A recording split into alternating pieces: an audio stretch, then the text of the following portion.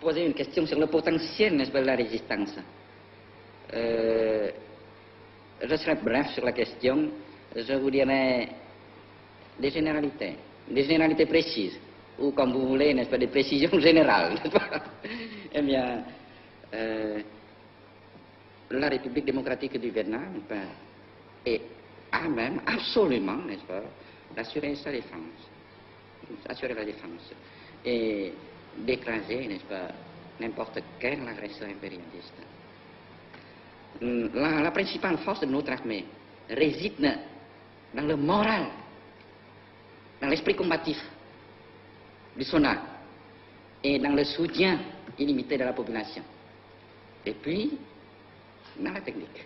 Deux facteurs. Le facteur primordial, le facteur moral. Alors nous sommes fiers du moral élevé de notre armée. Maintenant aussi. Mais certains pensent en Occident que vous, personnellement, continuez à inspirer la stratégie du Viet Cong. Est-ce que c'est vrai? Viet Cong, c'est... Viet Cong, vous parlez Viet Cong, c'est-à-dire... La résistance du Sud. La résistance du Sud. La résistance du Sud, n'est-ce pas, c'est la population du Sud, n'est-ce pas, qui mène la résistance, n'est-ce pas. Alors la population du Sud, n'est-ce pas, a l'expérience de 10 années de guerre contre le corps expéditionnaire français, n'est-ce pas. Alors maintenant même, certains journalistes français, n'est-ce pas, et certains hommes politiques français donnent des conseils aux Américains, que ça, n'est-ce pas, ne sera jamais résolu par la voie de la guerre. Alors vous comprenez que notre population, n'est-ce pas, était